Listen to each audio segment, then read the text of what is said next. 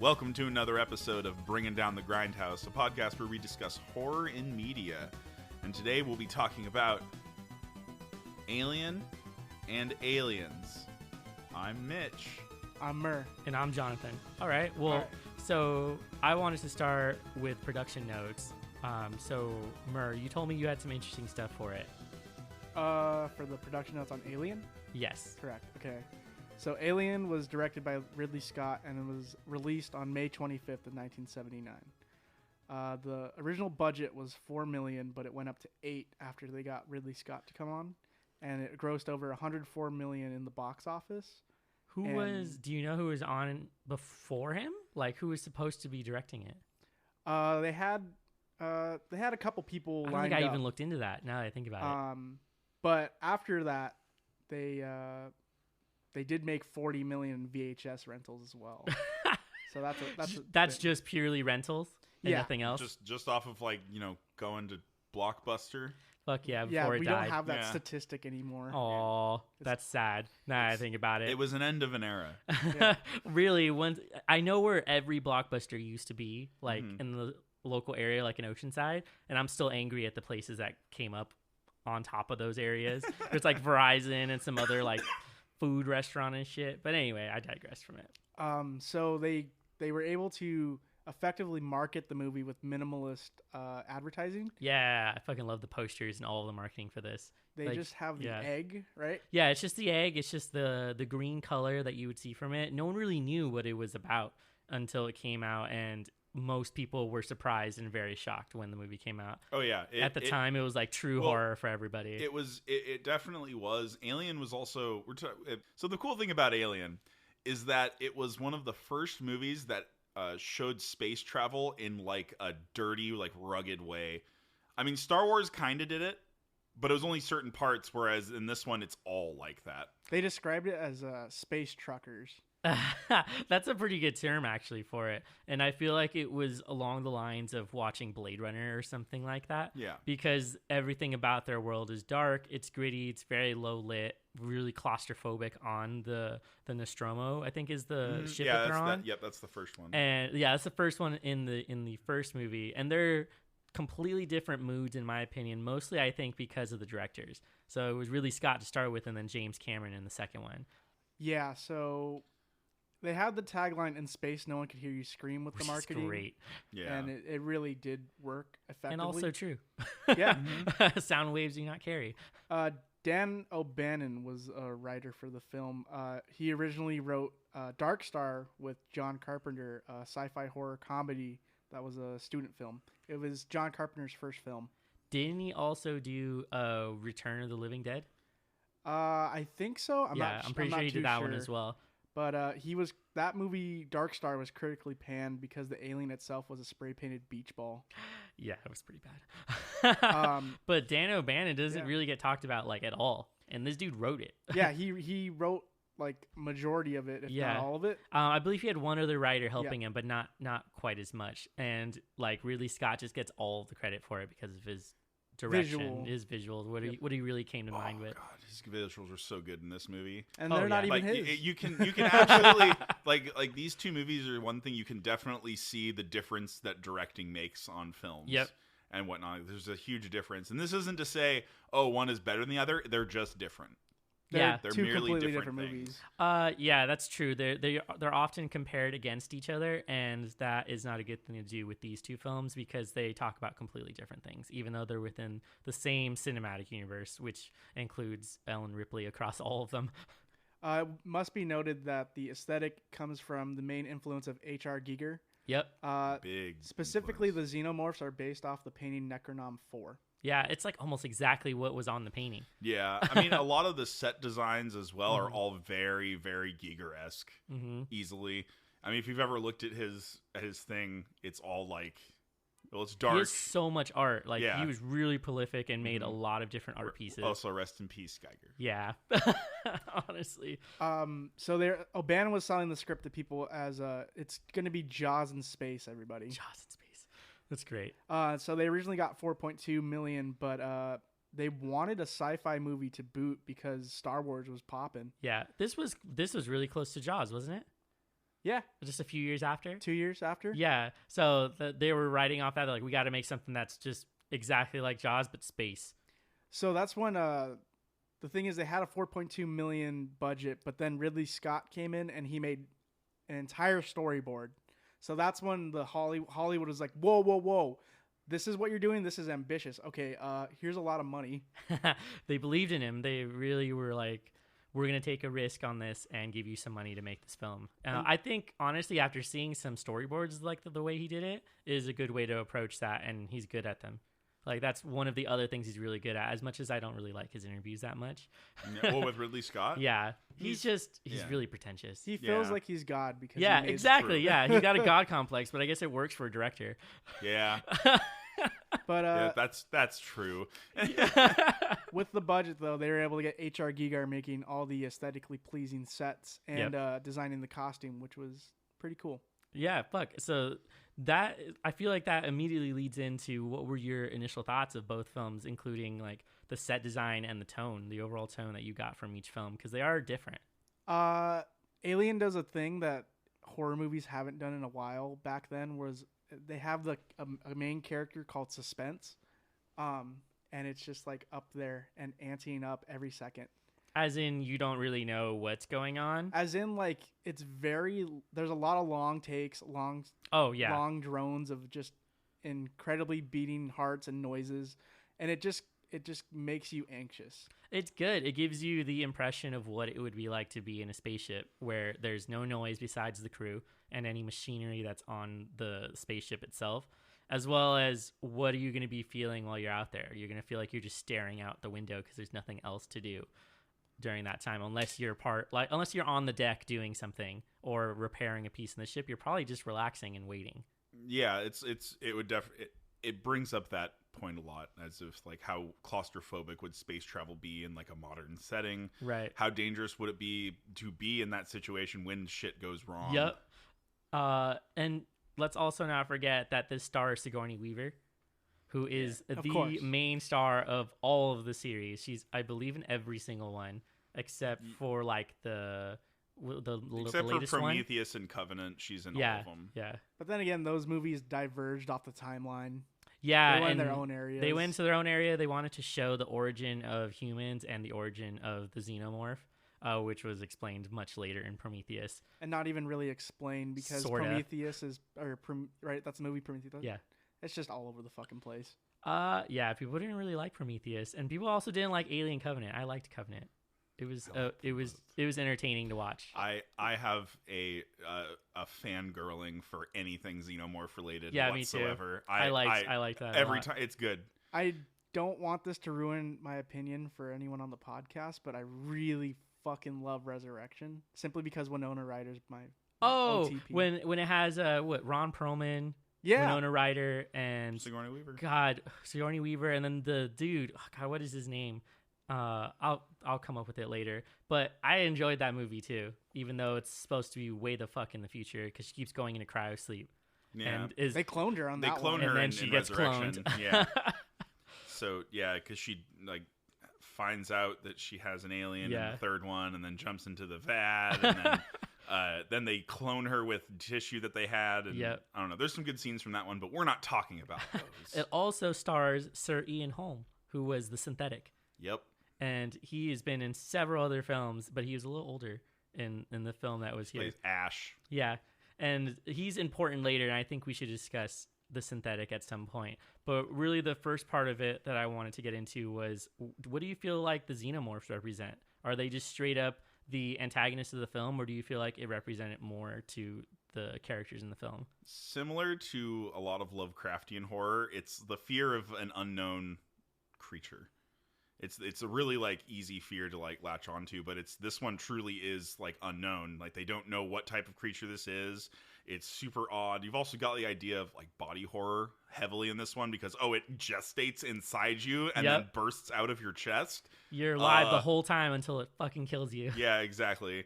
And so that's kind of a thing. I don't think I've seen anything quite like that from other horror movies and whatnot, other than like Alien. Alien kind of did the thing, and then there's a few other body horror ones, but not done in a serious sci-fi horror way.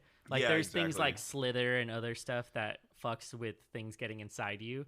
But in this case, they were able to observe the creature while it was attached to someone's face. Yeah. And we're trying to figure out how to get it off and realize that it literally was growing inside of them and would produce some sort of creature. But it should also be noted that the xenomorph that shows up is just what happens when it gestates inside a human. Yeah. It's been established in like the extended universe that it can get into anything living and create a hybrid of whatever it is. So Yeah. like it can get into Predator like when it crossed over. I see now. So Yeah, that's, it just needs a living human or living host. It needs so a that's living why host. in Yeah. the third one it's like a dog. Yeah, it can turn Yes. into a whole bunch of stuff. Okay. So I the was gonna humans s- just happen to be the one in the movie. I was gonna say, talking to a film student recently, they actually had their final about Alien because Oh, shit. their professor was a big Alien guy. So they were My kinda describing man. that Right? they were describing that the face huggers represent rape. Oh yeah, that could easily be something because that was read off. they of go it. to either gender and they're always lurking and you never know if it's going to happen, and when it does, it also, as well as the set of Giger's aesthetic, there's a lot of like phallic and fucking yonic kind of looking like areas and doors and all kinds of shit in this movie. Hence the Giger influence. Right. If you look at any of there is a Giger painting that is literally just like dicks going into butts. Yeah. Just like, and that's just a wall of that. And it's all dark and like ashy looking, and you're just like, what is he trying to say here? It's funny when you describe it that way, but it's so much more serious. Yeah, exactly. Yeah, exactly. It's just like, oh, this represent. I don't even can't even imagine. But it's simplified that way, of course. But Alien is. I agree with Mur though. It has a lot of that like phallic imagery, and I didn't even consider that the facehuggers could be a representation of rape, like in any sense of the word. But it makes a lot of sense. Well, I've read really interesting articles on the idea that the xenomorphs were definitely representative of that rape, and or what happens when some women are raped and they have to take a child to all the way to birth and they're not able to have an abortion or anything like that. It's Oh, very forceful Jesus. on their body. And in this case, Ellen Ripley is the main character in the film, Yeah. and she often represents sort of that protective force through the whole film, as well as being motherly in the second one when she takes care of Newt. Yeah. So it's just how exactly is she dealing with motherhood in both of these is really interesting. Yeah, it's a different, because she's not really like, I mean, it's interesting that we have that because the Nostromo's AI is called Mother. Also that. So if you've got like that idea, sort of like it also represents like an over reliance on technology, Oh, or yeah. the way that technology can be used against us. So I mean, we're really getting off what do the xenomorphs represent at this point, but there's so much more going on this ship. Right. The xenomorph is almost not as big of a threat as literally everything else that's going on this ship. You've got like it breaking down and having technical problems. You have an AI that's actively trying to get the whole crew killed. I mean, that's not even talking about the fucking capitalist company that's actually making their mission to be killed and take host from them. Yeah, the company in the second movie wants to get the xenomorph alive and take it back for study and possibly weaponizing it because of the acid in its blood. So there's just a whole bunch of different things. They'd rather get their money. Their corporate greed is really what takes control in the second movie, and then Ripley and her other members of the Marine team kind of take over, and they're like, "No, we're gonna just nuke this whole planet." Yeah, there is the part in the first movie of Alien where they go to Mother, and she looks up the file report on the mission, and it's like, "Oh, take a living organism back home, crew expendable." Yes, they get to find out that every single member on the crew is expendable. And I feel like this is really accurate of what a large corporation would do in a certain mission like this. You also have to really talk about how interesting the characters are on the Nostromo Right. in Alien, the first movie. Because really, like, they're not trained to deal with something like this. They're not scientists. They're not like anything really like that, except for Ash. Ash is the only one that really handles that. And the rest of them just kind of do what needs to be done. They go about it in a very like blue collar sort of fashion. Well, I You believe know. most of them were like mechanics and pilots and other things like that. They only really had one specialist or expert on board. And one of the mechanics was saying he was just like a couple weeks. Or no. that was in the second movie where he's like, I'm 2 weeks from retirement, man. Yeah, he's old, so he's like, I'm so done from this shit. I do not want to be on this ship right now. Yeah, it breaks it down as well, like earlier on, because they get the message that they have to go investigate LV-426. They have to drop off and, answer to this distress beacon because the ship has, decided to. And they go do that, and then there's this whole, like, a great conversation where they all talk about how their pay is going to be reduced, and it's like their reasonings for doing things Is money. is money. Yeah, it's what drives them to their doom, basically. The Wayland Corporation, correct? Yes, the Yes. Wayland Corporation, which is great because the Wayland Corporation carries on through all of the films, and you kind of get to see them as like an omnipresent corporation that's just bought up all sorts of terraforming and different ships and things like that. They've invested in spreading humans across the universe just to make more money. And so it ends up becoming something that I feel like was a social criticism by the directors, which is also odd because a lot of film directors will do this to their own companies. So like, this is really the industry that they're making fun of is their own, or what they're criticizing in some cases. But in this case, it wasn't the only thing that they were talking about in the film. It was just one of the things. And I feel like the other piece of it was how they treated Sigourney Weaver and Ellen Ripley as the main character with no love interests or anything. Not at all. She was the main character. She was very capable. She was able to handle herself. She never really needed all that much help, but was taking it anyway. And so I feel like she was a really good character in all the films that she showed up in. It is her first acting role in Alien as well, too. Yeah, that's Wow. crazy because Yeah. she did so well. Yeah, no, she really, like, you've seen a lot of horror movies, but I feel like there's a lot of scenes, especially the one where she's trying to get Jonesy and she can't get back to the drop ship because the creature's like in the middle of the hallway, so she runs all the way back to try to turn off the self-destruct. But like, it's just that fear when she sees it and she like backs against the wall and stuff. Like, I actually believe she's afraid of something. Oh man, there was so many moments, I guess, during filming where some of the actors were not told everything about what was going to happen in the scene and were surprised because of it. And we'll talk about one of them later. But she was definitely one of the main driving forces behind the film itself. And I've read a lot of interesting things about how it analyzed her and feminism basically in the film. You know what's cool about Ripley as well is that the movie doesn't lead her on as like the main main character like at all. Not until like maybe like 75% of the way through it. When everyone loses their shit and she's the only one who's able to do something about it. Yeah, exactly. I mean, they all like but they don't build her up as like the main character. Whereas in Aliens, Right.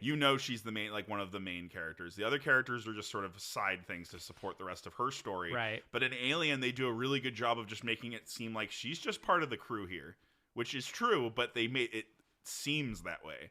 It feels that way.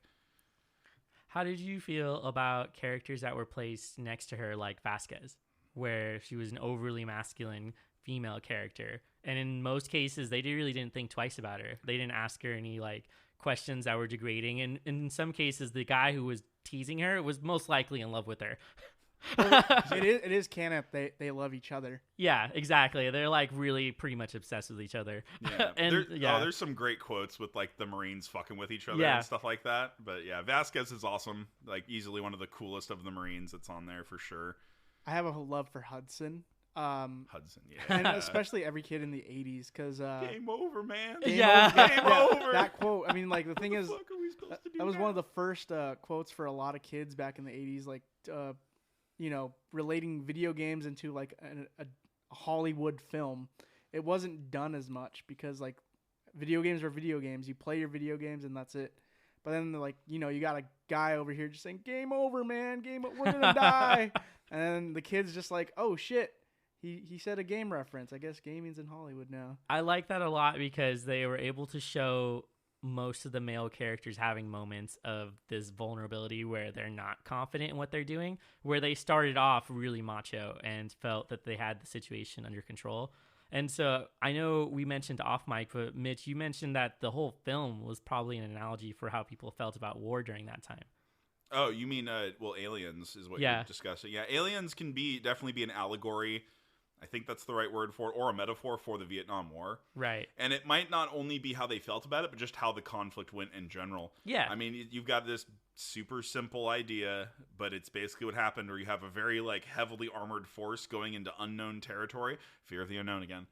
and then and then the unknown and what they're not prepared for strikes them. Things that use the environment to their advantage, hence the Vietnamese during that time, because that's totally their tactics. Yeah, it's it's also their own home. They exactly. They know well. everything about it. Yeah. So it's like that sort of idea. And then that heavily armored force goes in and just gets completely wrecked by it. Right, because that's exactly what happens in the film. They think they know exactly what they're going to do. They even mention that this is going to be nothing more than just another bug hunt.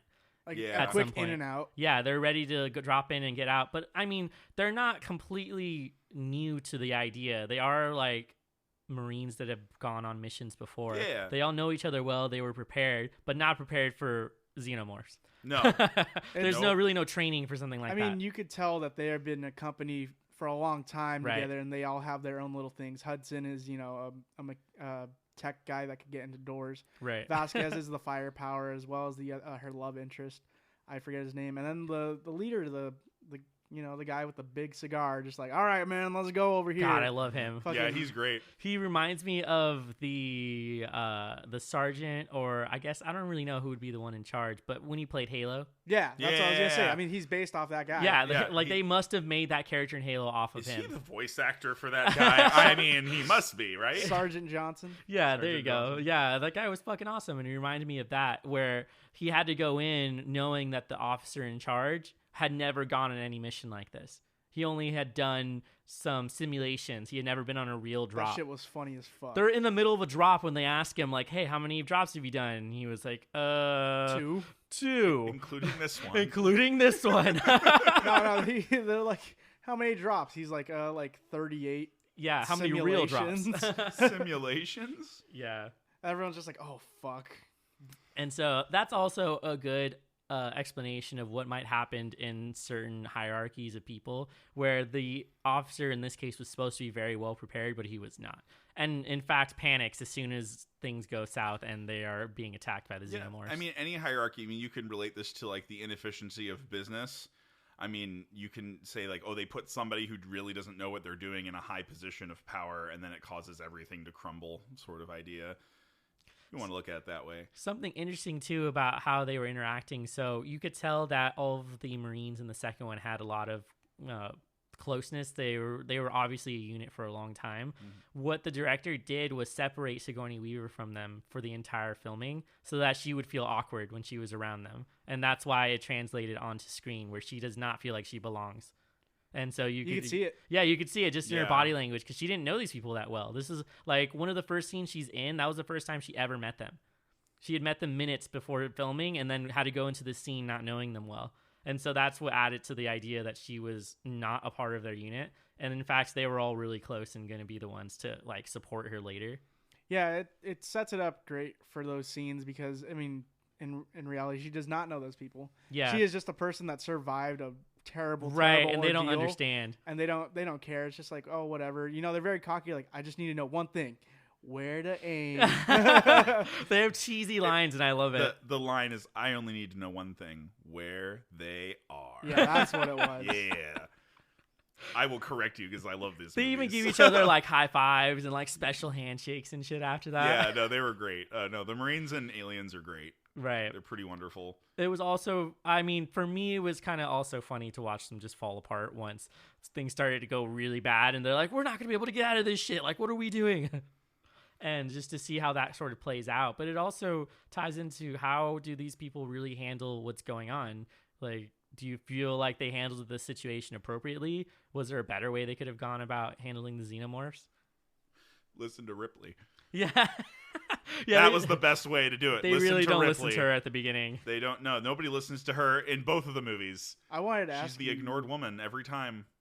I wanted to ask you how you guys felt about the synthetics, because they range in like how morally correct they are in both of these movies.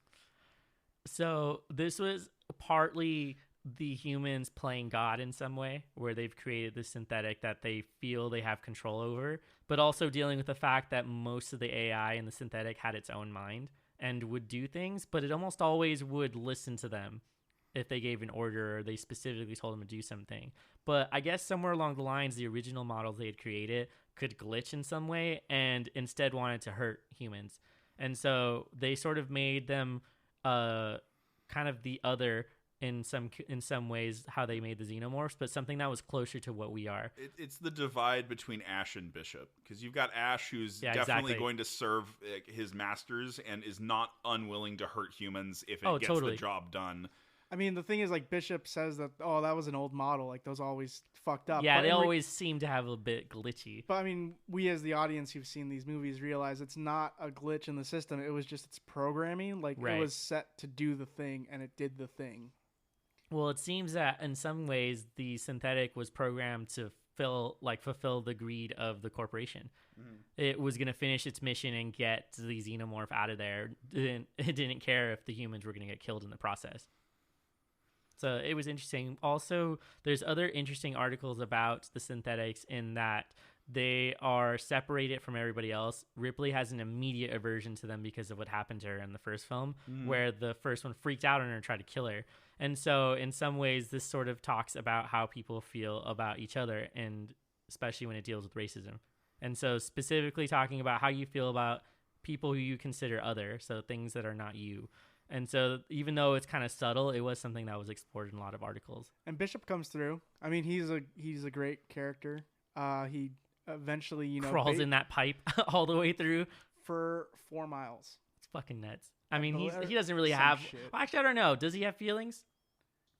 Synthetic feelings. Yeah, I mean, for in all honesty, like, no, I don't think so. Yeah, I think he has yeah. programming. Yeah. He's supposed to deal with things, and he's supposed to assist the crew, and then he's not allowed to hurt humans either. It's He's not not in his like programming. the synthetic in Covenant, what's his name? Michael Fassbender's character, Yeah. who was like trying to create art and showing another synthetic how to play the flute, like weird fucking shit like his that. programming broke down because of isolation and Yes, everything exactly. like that. So interesting. Do you feel like the film was paced well? Do you feel like they were rushing into this, or was the anticipation building up until something goes bad? I feel like they did pacing really well in both movies for what the movies do. Like Alien has a lot of slow build up and whatnot, and it really immerses you in the setting and whatnot, and who the characters are, because you learn a lot about them with all of the time they sit together eating, with like how they talk about things.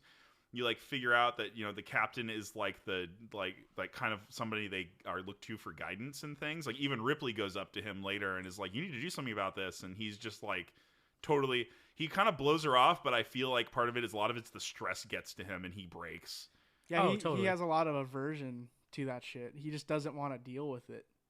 Yes, I agree with that. Do you feel like there was other things that were bothering the crew, or that they were alien from something else, which also contributed to the story and how they reacted? Well, first off, you've definitely got the fear of their like wages being held from them. So you have the fear of them Right. being destitute, essentially, for them wasting their 50 some odd years they've been away from home. Or what was it like 4 years? They were a while. It was like 4 to 6 years, I think they were gone. that they were gone, and they're basically they were going to lose all their wages if they didn't help the Wayland Corp do this. So I guess you've got that egging them, plus also just the claustrophobia being on the ship Yep. and whatnot. And I feel like they all sort of feel it, especially with how they're walking around and how they interact with it and whatnot. I mean, you have I always forget his name. He's the shorter actor with the hat. He died. He's the first guy to die, except for Oh, he's the older man. Chest Burster The man. guy that just Right. agrees with everything. Yeah, that guy. who dies while chasing Jonesy around. Yep. And but he gets really excited and dips his face in water and stuff like that. Like he's egging to get out of that ship. I felt like this really got into how humans would do in space, how we're going to do in seclusion amongst small groups of people, and really what are your priorities going to be when something goes wrong. And to me, it's always talked about how humans are in sci-fi. Everything I've ever seen shows that humans are really adaptable. They almost always are everywhere in the galaxy. It doesn't matter what the condition is of the area. People living in deserts and really cold areas, places where there's no light. And so do you feel like this added on to that? This is showing a condensed version of what would happen in this kind of situation? Yeah. I feel like the crew, like I said this earlier, I think, but I think the crew handles everything the way that a person in their employment would handle it. They're very practical Yeah. about dealing with it. We'll just use fire to force it in this direction. Right. We'll just, and then they of course the captain's the one that goes down there to do Tries things. to snuff it out and in the whatnot. vents. I mean, what's scary about this one is like these are clearly just ordinary people being thrust into a situation that they have to deal with. So Right. that's sort of what I would say makes the situation more frightening. Even then, is that it could literally just be you or me. Right. Murr. It goes back to the tagline where it's like nobody can hear you scream. Yeah, exactly. Yeah, it's just In most cases, does it really well. they can't even tell when some of their crew members have gotten killed because they're all kind of separated and there's such a small crew that they do have to separate at many times. the ship's huge It's too. a huge ship. It's It's really a towing ship, isn't it? That was meant to go out there and grab something else. So really big ship. Also can be a good nuke if you really need something. That nuke was dumb, dude. I was just like, holy shit, this is fucking huge. Because it was like 2001 Space Odyssey level of fucking craziness. Yeah, that's true. Actually, I was like, okay, this ship's pretty big. Let's see that fucking CGI explosion. And I was like, yeah. yo, whoa, I'm on a fucking psychedelic road trip right now. That leads me right into how do you think it holds up after so many years? The CGI, the miniatures, the paintings. The matte paintings hold up really well alongside the miniatures made by the company. Right. Um, It's kind of like Blade Runner in that aspect where it still looks really good, like 40 years later. especially Yeah. with the Blu-rays coming out and all the box sets. Yep. So the Blu-rays for Aliens, it is really good. If you've seen it, it really like gives the set pieces like a shout out. Basically, it gives them a big shout out because you really see how much detail there is in all of these sets and everything. How much work definitely got put into that. I almost think I see all the workers sweat just in it. Just the workers. Speaking of which, sweat. Alien is one of the sweatiest movies. It really is. It's one of the sweatiest. I couldn't tell if it was because the ship was hot or they're just really fucking nervous the whole time. Here's my question though: can you think of a sweatier movie? Than Alien? Yeah. Rocky. Damn, that's a lot of sweat. Also, what is it? Starship Troopers?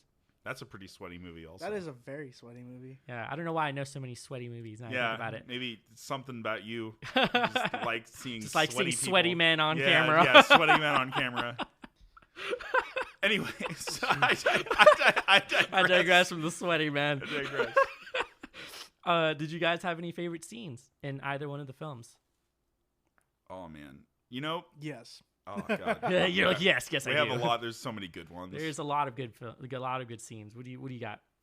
I really like, I mean, it's obvious, but when they go into the ship and see the giant guy on the cannon, and then they go venture down, and you see the first opening of the egg. It's so mechanical and just like, you could see like it's translucent orange Yeah, it's like from gooey. the outside, and you look and it's just super flesh-like, and then you get the jump scare with the fucking thing forcing itself through an entire spacesuit to get into the face. Like melts the fucking top part of it. It's so fucking nuts.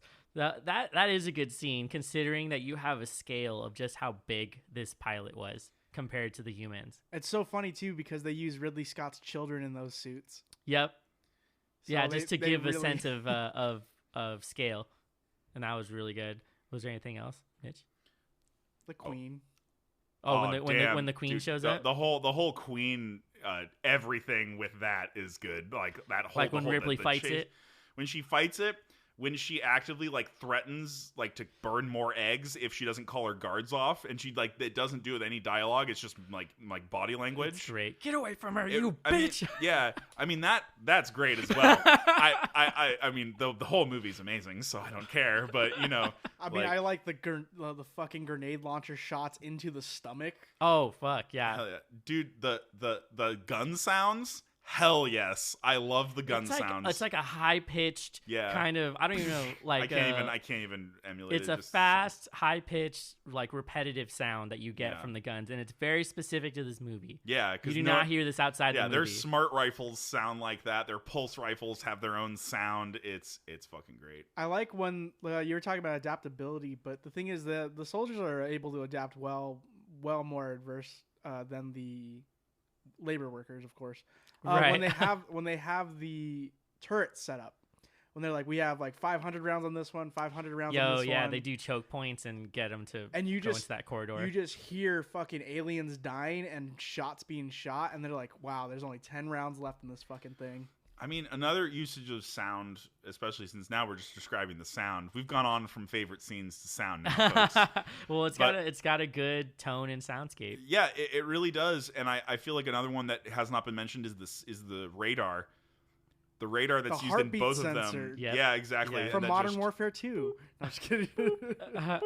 What a good way to increase your fucking just anxiety about waiting for something to jump out at these characters, and it works really well on more levels than I would have anticipated when I first watched it. Yeah, I mean, both movies use sound a lot to their advantage. Like the aliens have their own great sounds that they make and whatnot.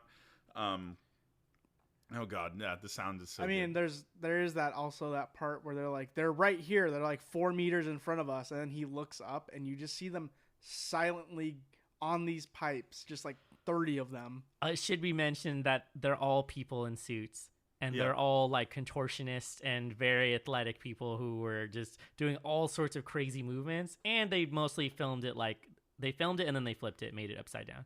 And that was some great. of it. It looks like they're crawling on the roof when they're really just on the ground doing their thing.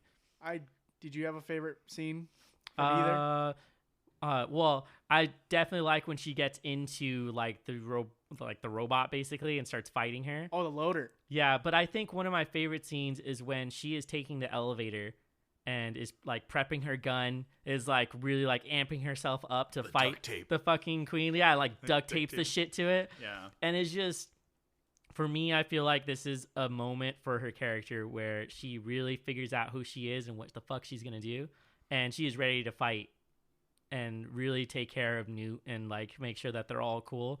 And she ends up kind of coming into the character in that movie, I think. Whereas in the first one, you're kind of figuring out who she is and then what she's going to do about the situation, because she's terrified after the first movie and has like post-traumatic stress basically from it, but then just confronts it head on in the film. And I think that's what made her such a likable character in the end, where she's badass. Like she ends up being one of the main characters. And I feel like anyone who watched it was like, she's a badass character. She was one of the people that they would quote and say, like, this is the person who's going to be a really good character no matter what she's in. I mean, she was nominated for an Oscar. I mean, and countless many girls' favorite idol. Just being that role Just model. girls of and a boys. There's strong plenty of fucking- people who are obsessed with her. Like, the thing is, there was not a lot on screen during the 70s and 80s, though. No. So, she's like, she was, very like, much an like the icon. standout. Like, this chick is, like, everything, like, a fucking, basically a heroist. How do you say it? Like, Heroine? Yes, that. For a lot of young girls.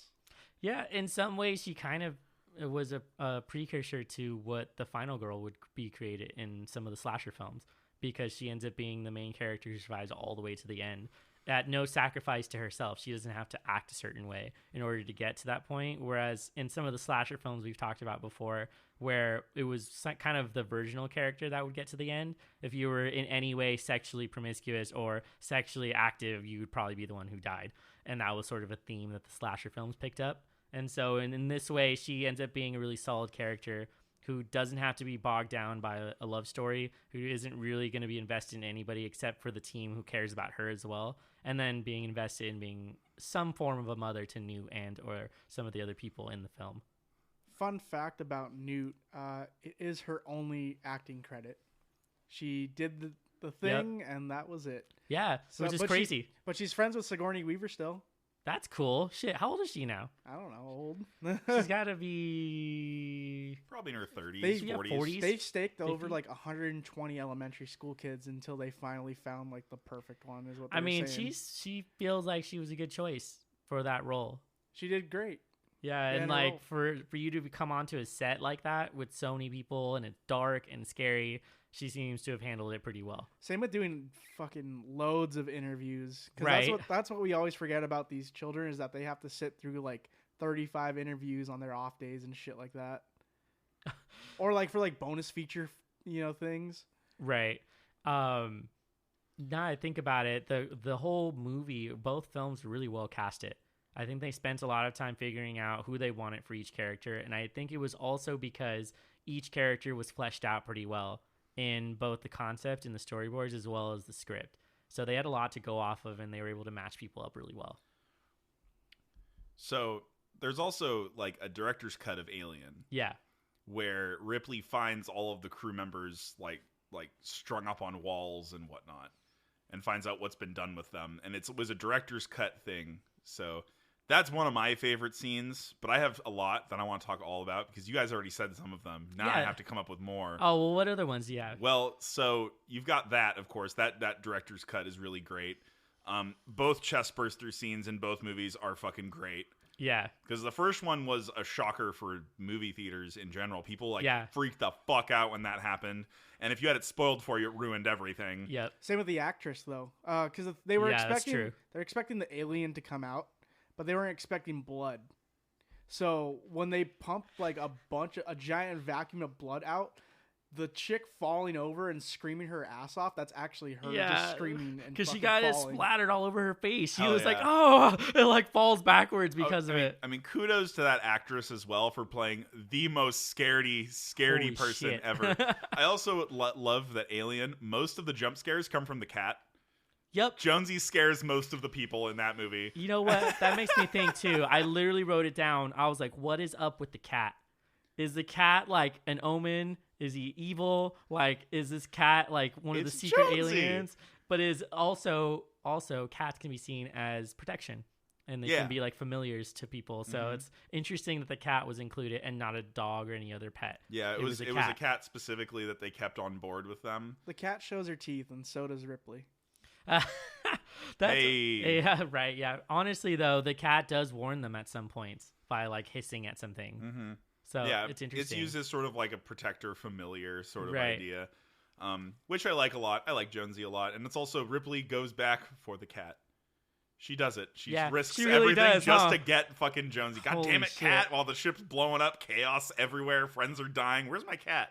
The You know, the self-destruction like sequence, like her having to like take down the thing, open it up, take these giant vials, screw them in, make sure they're turned on. the anxiety of that scene is unbelievable. The one where she tries to start it, and then she has to reset it again, and then it fails. You bitch! I think she calls things a bitch like multiple times. It's pretty great. But other than that, so you got the chest burster scenes, which are just great. Then there's the one in Aliens where they find the host that's been strung up and they think they're still alive. Oh, we'll help you. Kill me. Yeah, he is like, he knows what's up. Yeah, exactly. He does not want the thing to bust through his chest before they have a chance to kill him in that moment. Another one is is a really good shot that Ridley Scott does, where it's Dallas when they send him in there to try to corner the creature, and it's the shot where they're closing up the hole on him, and it's just him like in this circular pit.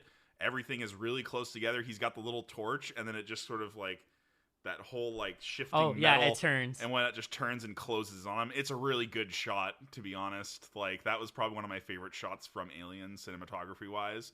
Even though just like there's a lot of good panning shots that just show the whole ship and everything, and it's really good. I do not think that Alien has aged as well. No. However, but I feel like it's still a classic and it's still a fun watch. Well, Alien to me has always been one of those films where you have to be really patient with it. And you have to be able to sit through and get through the anticipation. It's similar to me in the way that people liked The Witch. Yeah. Where The Witch is such a slow building horror all the way up until the end that it doesn't pay off for you or for most people until the end.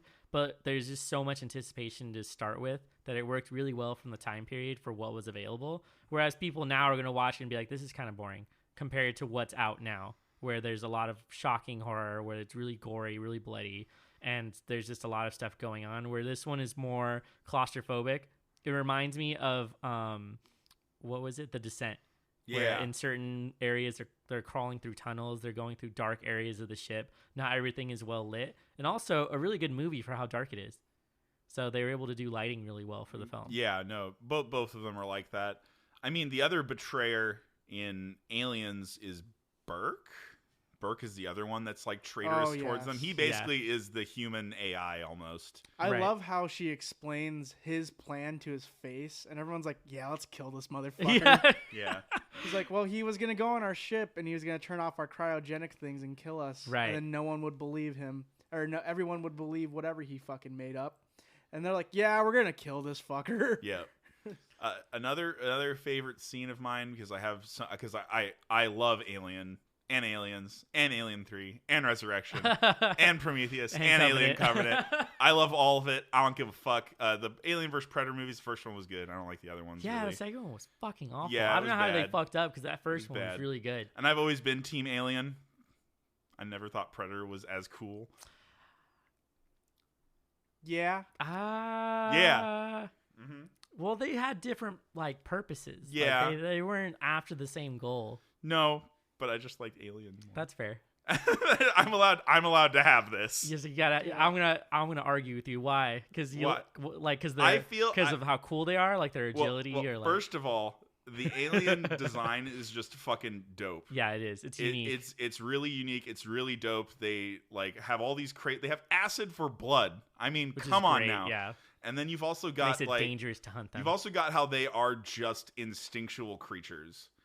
They function purely on instinct. They have like their entire motive is pretty well set, and they just will fight to survive no matter what. Like in Resurrection, they're willing to like bleed one of their own just to like get out, and it makes them like a really frightening enemy. That's true. They really do like kill one of their own to get the acid out, Yeah. and then melt through the floor. Mhm. Yeah, that's some fucked up shit. Yeah, as well as they're still like connected to each other in a way. So you see this in like Aliens where the queen wants to protect her eggs, so she calls her guards off to leave Ripley alone Yeah. as she's like making her little escape. And she torches it all anyway, of course, and Yeah. blows it all the fuck up when she's like just out there.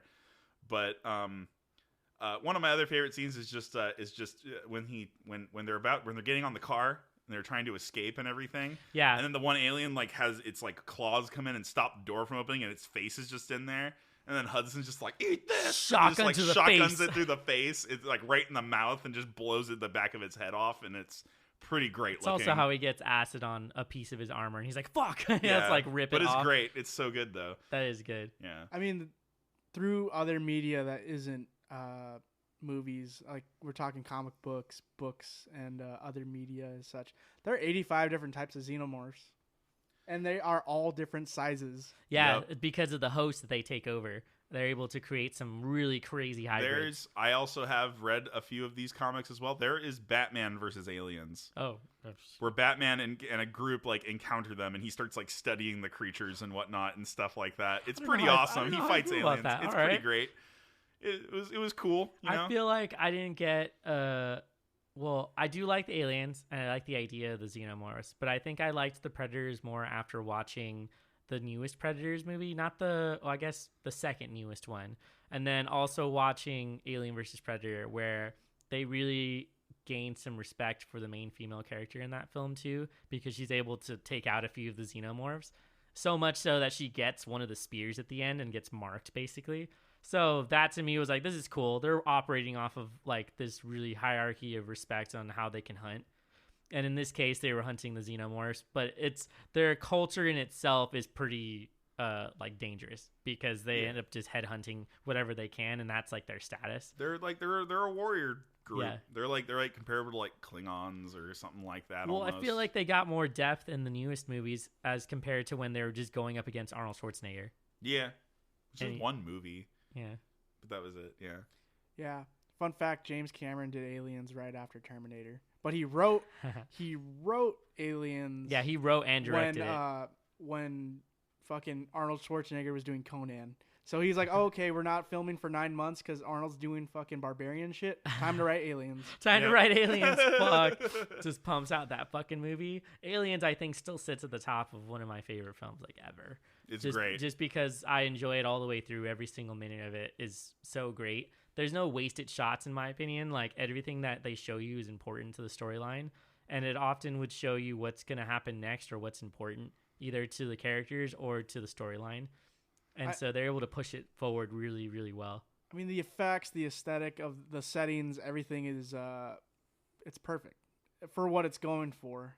Just a super crazy sci-fi horror in space of something that you can't understand and something you want to learn more of. Right. It has you egging on for more, but they're not going to show you more.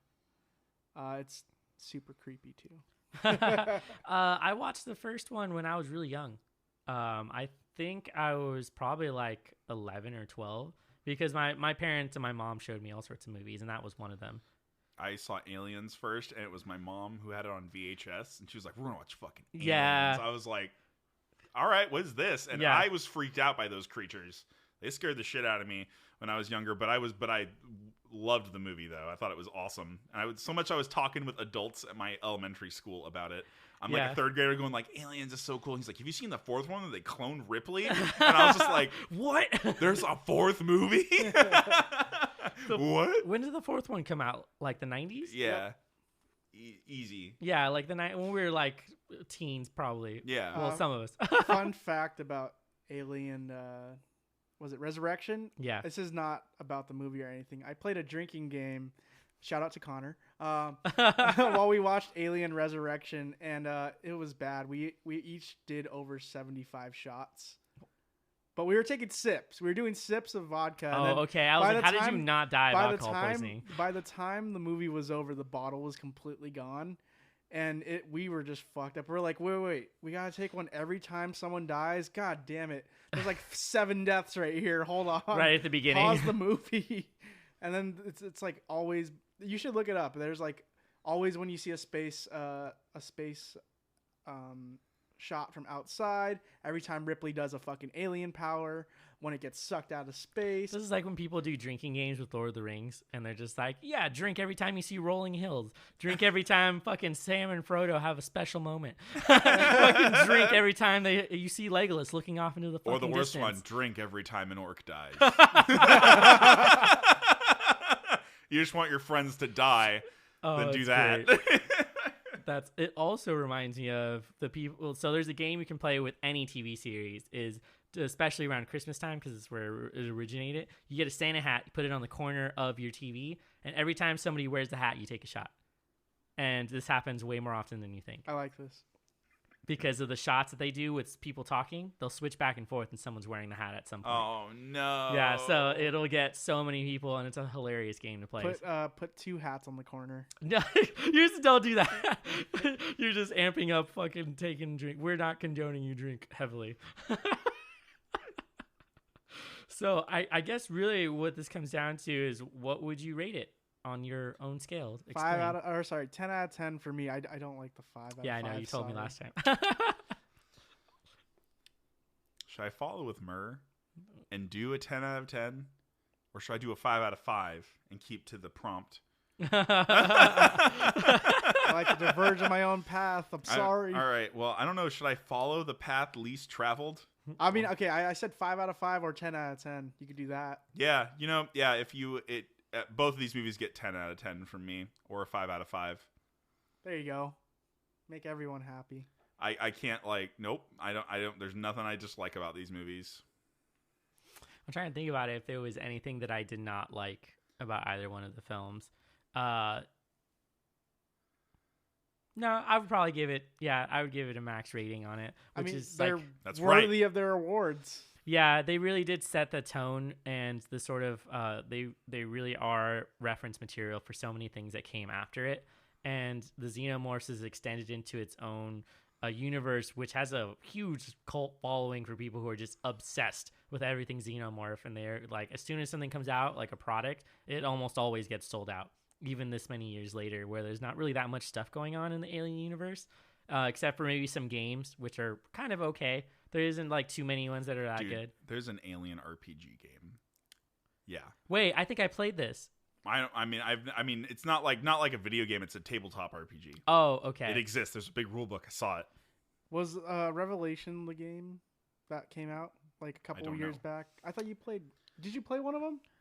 I played a game. I played a side-scrolling shooter where you play as Ripley and you just Oh murder yes, that's a aliens. great Yo, that one. sounds legit. Yeah, It's super fun. Yeah, it's a side-scrolling shooter. It's like a run and gun kind Yeah. of thing. Hell yeah, you just run through and just kill all of them. I was Yeah. able to play one of the 360 games that came out a while back, and it does the suspense thing really well. It follows the scenes right after the couple hours later after the second movie. So before the fucking explosion goes off right in a separate area on the planet.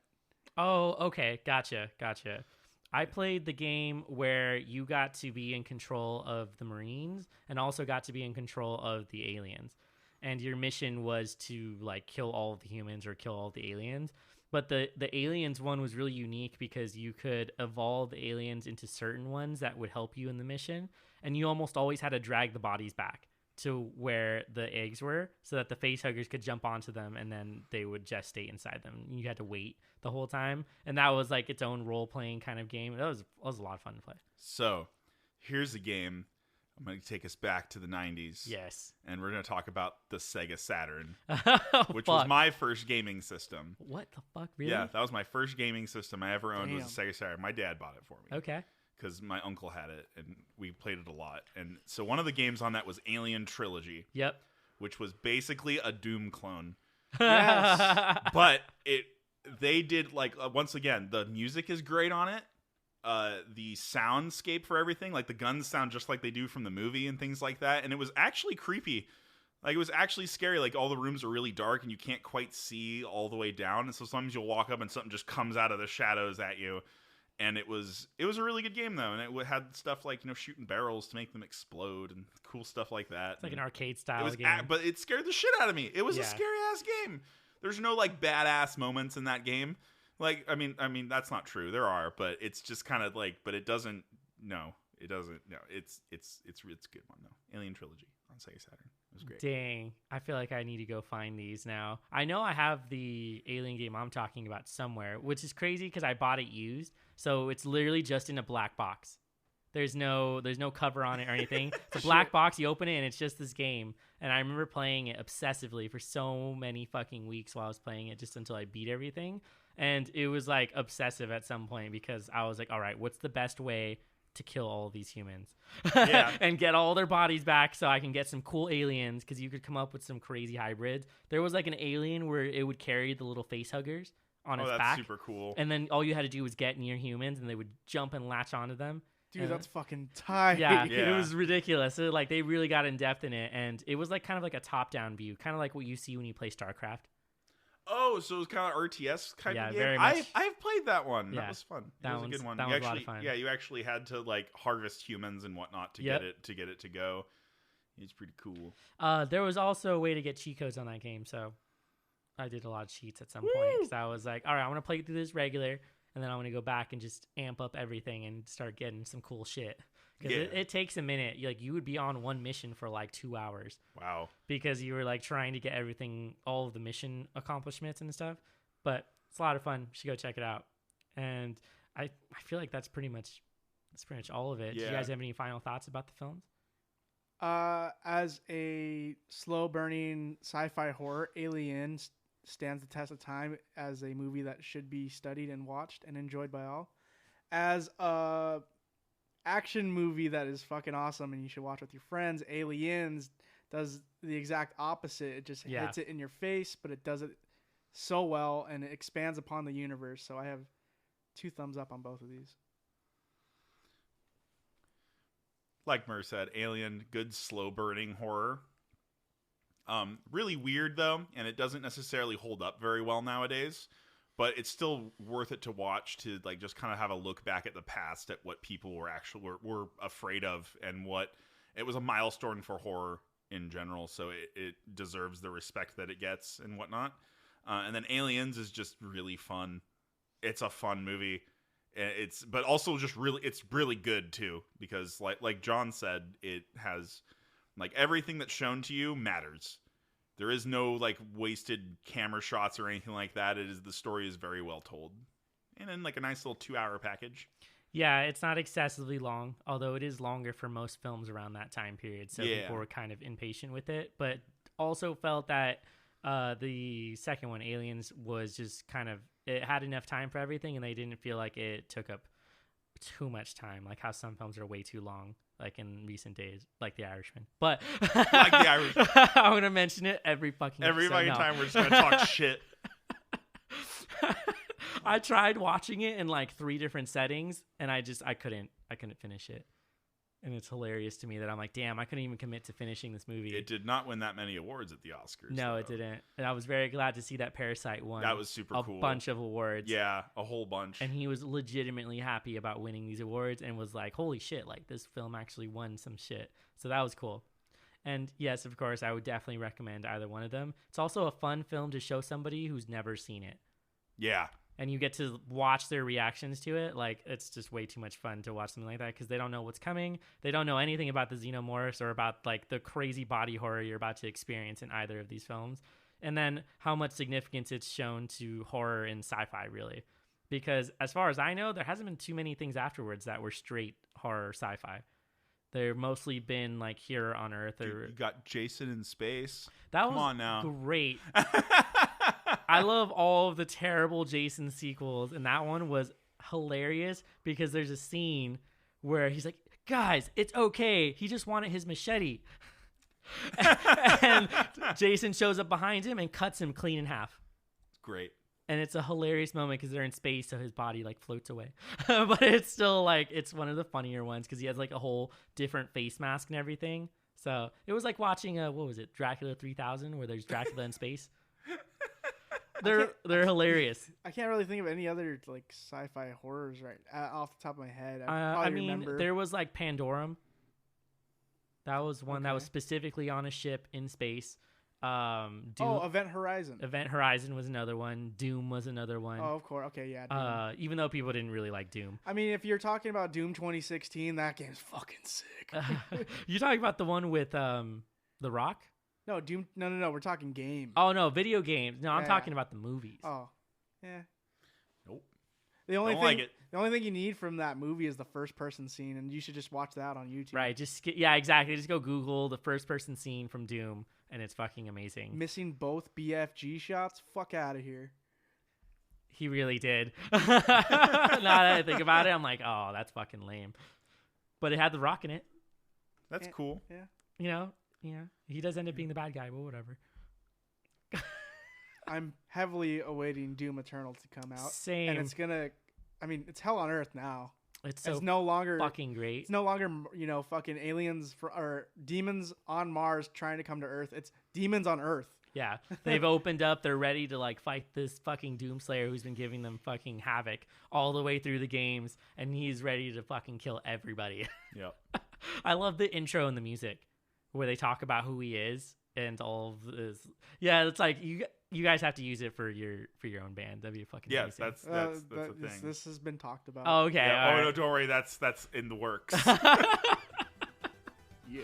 Hell yeah. All right. Then before I let everybody go, I want to remind everybody that we're really easy to find on all of the streaming sites. We're on the main ones. So we're on Apple Podcasts, Spotify, as well as iHeartRadio, Google Play Music, or Google Podcasts.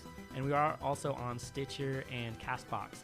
So you can find us there, or you can go to any of our social medias, which is BDTGH_podcast. And we have a link to our website where you can actually listen to the episodes on that website or follow the links to one of the streaming sites. If you could, please leave us a review on the Apple Podcasts. It allows us to get a better rating, and we're seen much more easily on it, especially when it recommends other podcasts that you're listening to. And so it helps us out a lot. And if you can, leave a review there and or send us comments, questions, anything on our post, because I try to post almost daily at this point, which brings you content from horror and other things like that. But thanks so much for listening. Thank you so much for listening to Bringing Down the Grindhouse. We really appreciate you guys that do that. We really do. We put a lot of sweat, blood, and effort into this, Hell yeah. and those that do listen, we appreciate it heavily. Absolutely. And I hope everybody has a good night. I'm Mitch. I'm Murph. And I'm Jonathan. Thank you.